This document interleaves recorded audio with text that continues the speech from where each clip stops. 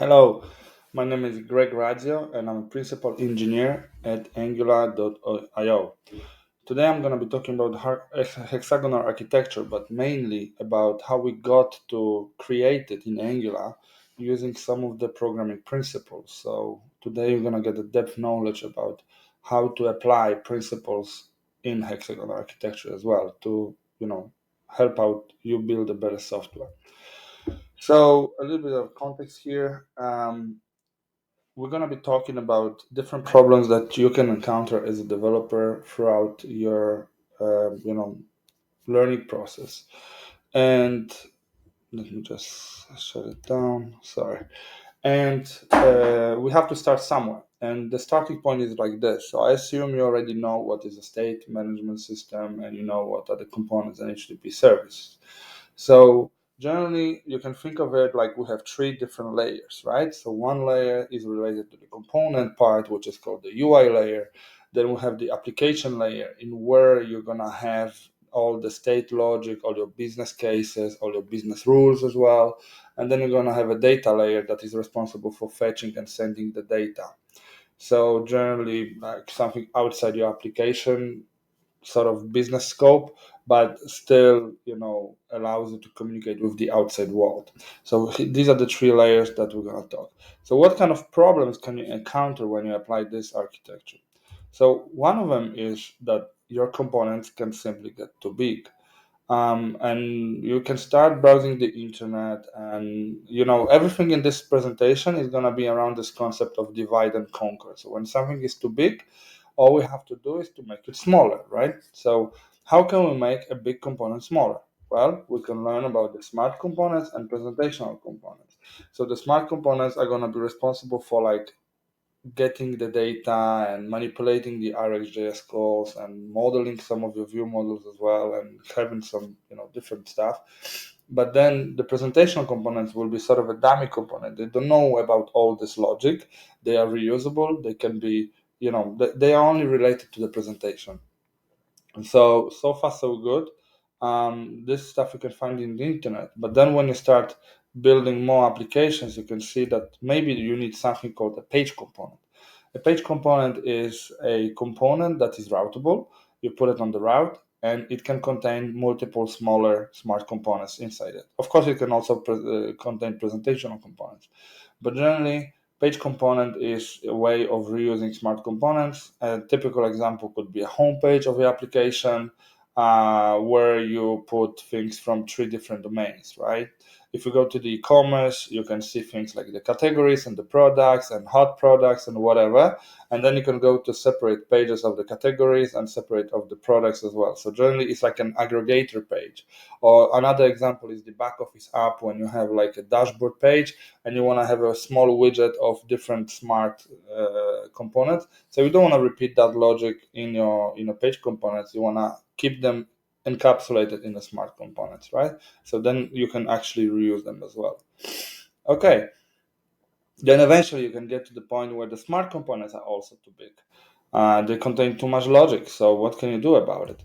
Well, let's look by the example. So here I have a static list of names. Obviously, I could get it from the service. And then I have something called snackbar. And mat snackbar is a UI service that allows me to open a snackbar, right? So the question is, should it really belong here?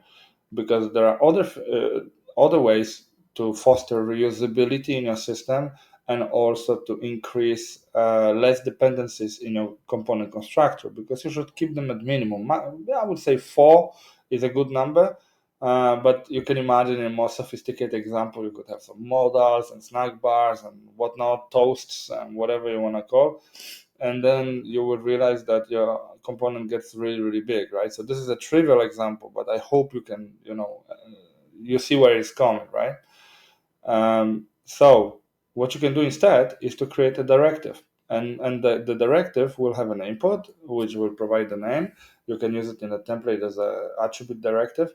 And then all you have to do is to have a snack bar UI service injected into it. And it's really, really cool, because now we created sort of an abstraction layer in our UI. So an idea is that I can reuse that directive in so many other places, right? Not only in that specific component, now I can reuse it in some other places as well. And also, if I want to change from specific snack bar, in this case, it's a material design, to, I don't know, maybe a bootstrap or tailwind or whatever, I can do it in one place. So there is other benefit to it. And imagine now going to all those components that use the snack bar, it's going to be a nightmare. Okay, so we know now that directives can offload the logic from your components. That's great. What else can we do to make smart components smaller? So let's see an example here. We have a simple component that the only thing it really does is to load the state inside the state service, right? So because we have to also be a good developers, we want to also unsubscribe from it. This is why we have this destroy pattern here. You can do it in so many other ways as well. But in general, you see, it's quite a lot of boilerplate to do a simple thing. The only thing we want is to actually invoke, like starting the loading process of our state. Is that really the best place to put it? Because what if the component changes the routes? What if the component maybe it's part of another component and it has like ngIf on it, it's not going to render, your state is not going to get loaded. So probably that's not the best place to do it. So what is the better way? Well, a better way could be use resolver. Another even better way could be to use app initializer token. So generally, you see, sorry, you have a resolver, and all the only thing it does is to call the init load, which returns the observable. But that's not a problem because the observables deal with the resolvers deal with observables very well, so you don't have to worry about it. So you see, one more problem solved. So now you see that you can offload some of the logic from the components into the resolvers. The way to do it, you have to look into the ng on init usually, or ng after view init. This is a little bit more tricky, but in general, you want to move towards resolvers with all like this loading, initial loading logic, right? Okay, let's look at another example. Here we have a situation when the state returns like information whether the user is logged in or not, and if he's not logged in, we want to navigate to the login page. Obviously, that's not a good place to do. What we can do is to use guards instead, right? So the guards were made to do it. So here we go. If our components are too big, we can divide them and conquer and put the logic in separate places. If it's like a pure UI logic, you can put it into the directives. If it's like init logic, you can put it into the resolvers. And if it's like authorization logic or something related more with like rerouting, you can put it into the guards. So you see, your components are going to get smaller. Okay, but with time, your application gets even bigger and bigger. You no longer have only one state, you have multiple states and multiple services and multiple components into different modules. You can call them like a module, right? So you can have distinguish between the dashboard logic and the user's logic and the orders and whatnot, right? So your application gets bigger and bigger. And then you come with this brilliant idea. You say, hey, let's just install NX, because NX is great, and I do agree about it. However, it you have just because you heard something on a conference, including my talk, it doesn't mean you're an expert in it. So just go in and apply. And I'm gonna share my experience working with multiple clients in our company that actually installed NX. And one of the very first thing I realized people get is the circular dependency, which is a great thing. You shouldn't have a circular dependencies in your libraries, but just because you had something in a folder before which was on single app, and you move it to like projects or libraries in Angular, you actually now can track the correlation between those, and you will probably find a lot of circular dependencies in your code. And you start browsing the internet, you start looking at solutions, and then you realize it's probably the end of the internet right there, because besides of getting like a very generic answers and some random things on Stack Overflow, you realize that you have to actually, there's no silver bullet. You have to actually apply some of the principles in order to solve that. So 3 months later, you get the graph like this. And this graph shows me that developers can get really creative about avoiding circular dependencies issues. they usually tend to divide code into code that is adhering to the circular dependency rules, not really to the logical units. It's because, when I invoke from one state into another state, I'm creating a coupling. So in order to do that, I need to reduce the coupling, right? And I can already see on this graph that we skip some layers and so on.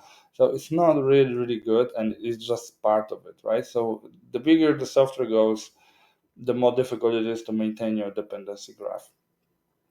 And then things get really, really sad because you promise a business that, hey, we're gonna, get it done. The NX is gonna solve all our problems. Builds are gonna be smaller.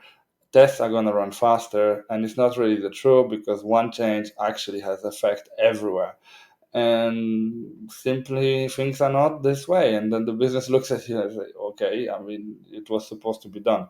And then you feel like it's unfair, right? Because I spent overtimes, even though I was delivering the features, still I was spent overtimes on this NX thing, and then I don't feel appreciated in my work.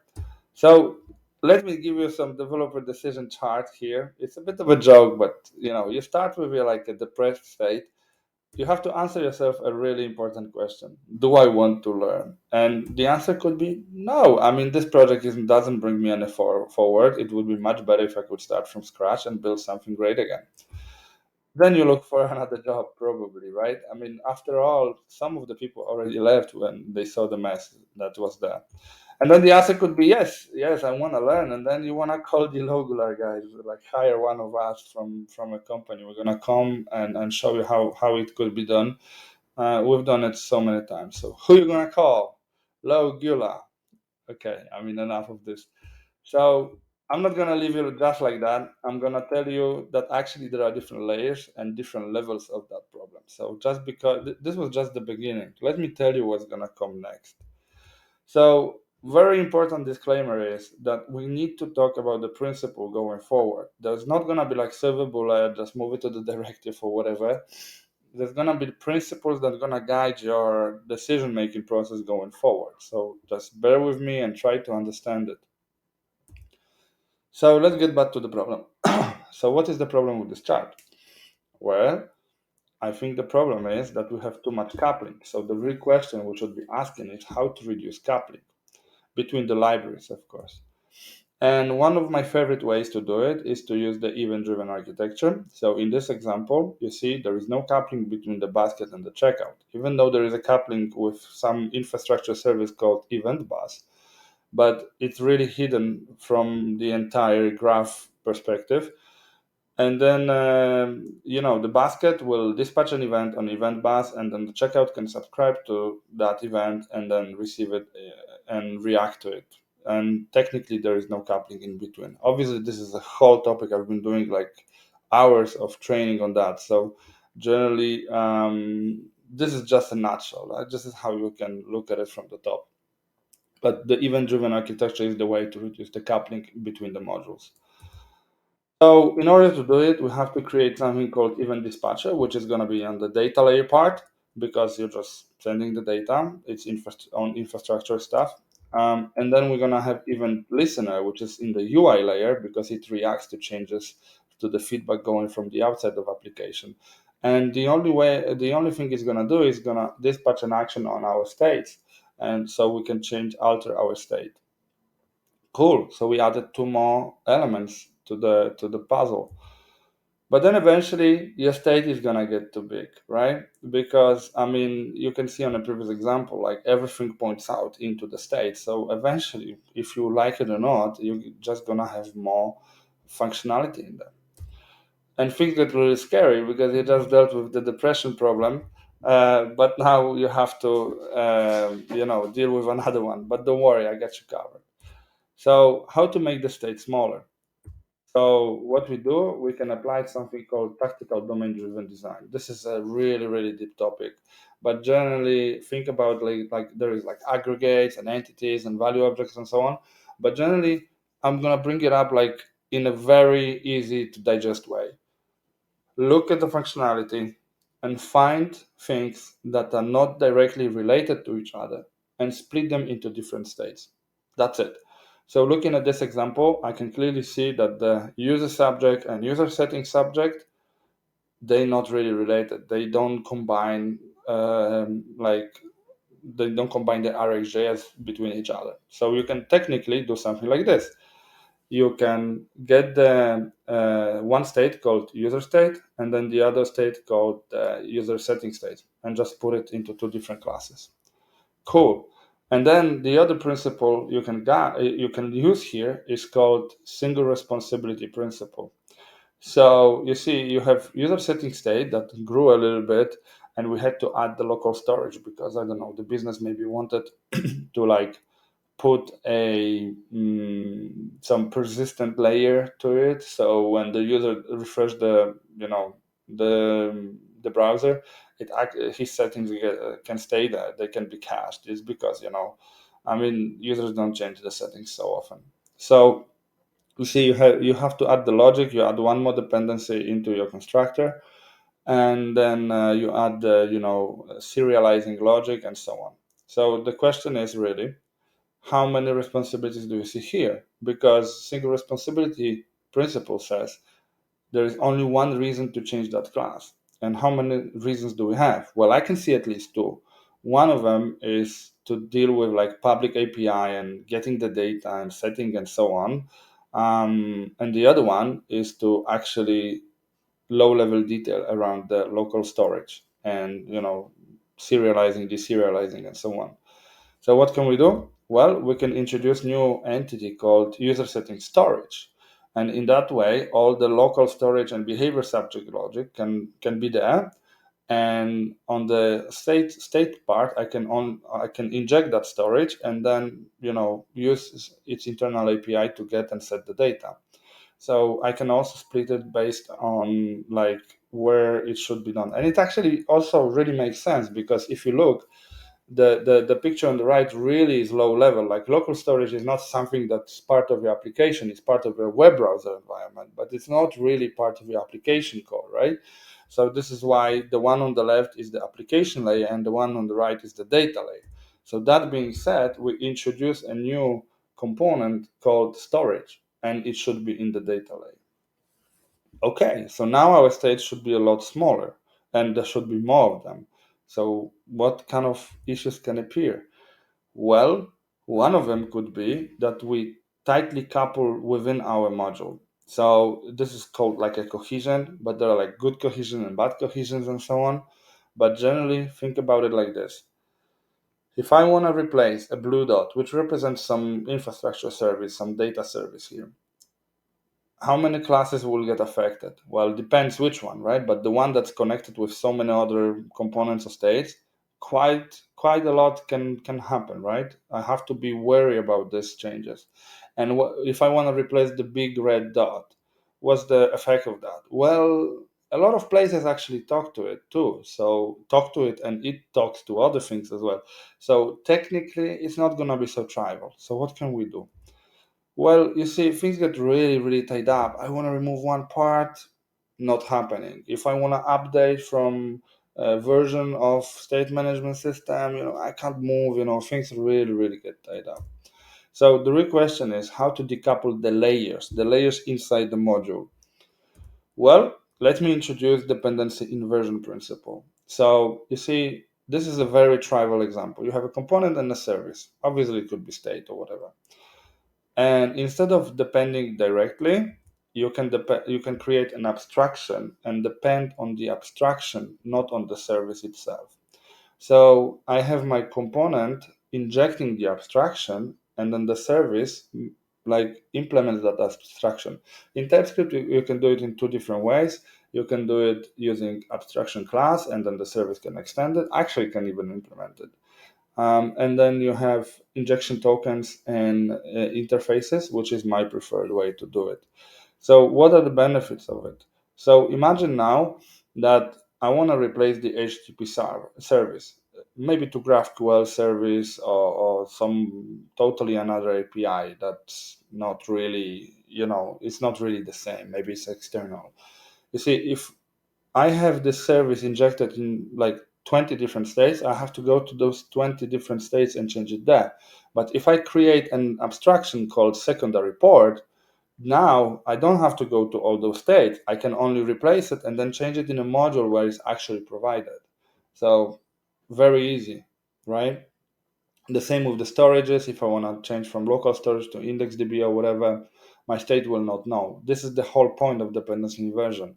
Like high-level details, high levels are the one on the left, right? Should not be bothered about the low-level details, the ones on the right. So the state doesn't know how things get persisted or how things are dispatched on the event bus. They know it's dispatched. That's the only thing they need to know, and that makes things much easier. So going with this analogy, we can also create the ports on the left, calling primary ports. So you have a primary port, secondary ports, and things are good. Now you can change your state management logic because it doesn't affect anything. You can even go from subject based to NGRX or back or whatever, updated. Doesn't really matter because it doesn't affect your components, and that's the key part. But then you get to the another issue. You have a lot of primary ports and a lot of secondary ports as well. So you see, navigating them and working with it for like a bigger applications starts getting quite cumbersome. And things are getting really confusing for a lot of developers because not only now I have to add functionality, but I also have to add the ports. And that's like, how was it written and all the stuff. Let's create some generation tool, maybe schematics and so on. But you can't really do it because it's custom to every single case. So things get really, really confusing for a lot of developers and they feel like it's over engineering. So the real question is how to reduce this boilerplate. And let me introduce command and query separation principle. So an idea is that a function or some functionality can be either a command or a query. What's the difference? A command changes the state. So you can create, update, delete parts of the states, right? And then the query is only reading that state, reading the sort of like the snapshot of the state at that given moment, right? So going with this example, we can create two types of interfaces, command ports and query ports. And command ports are going to be used by resolvers and even dispatchers because they actually dispatch those actions, and obviously also component and directives. And the query ports are mostly going to be used by guards because they just need the information to make a decision, and then the component and directives, right?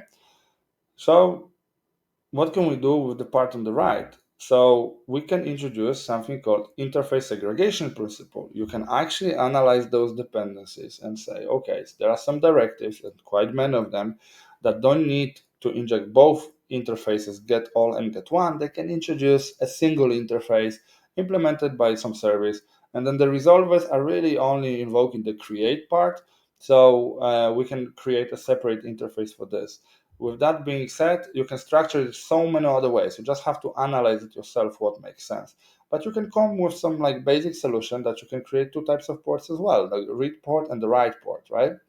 And that way you reduce the dependencies in your states as well. So that's the goal, right? To reduce it and reuse it.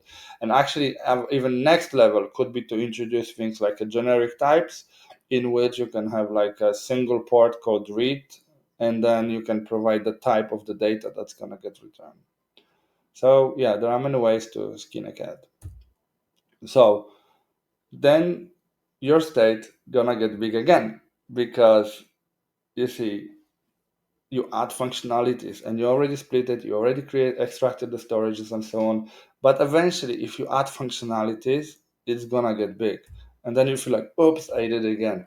But now you're a little smarter because you've divided and conquered your state, or at least once before. So you know you have to divide and conquer again. The question really is how to do it. So how to make it even smaller? Well, we can introduce something called command and query responsibility segregation. So it's very similar to the previous rules I've discussed, but generally think about it this way. My state will no longer be called state. It's going to be called like a use case or handler or something like this. So now my single business use case is going to go for something called a command use case.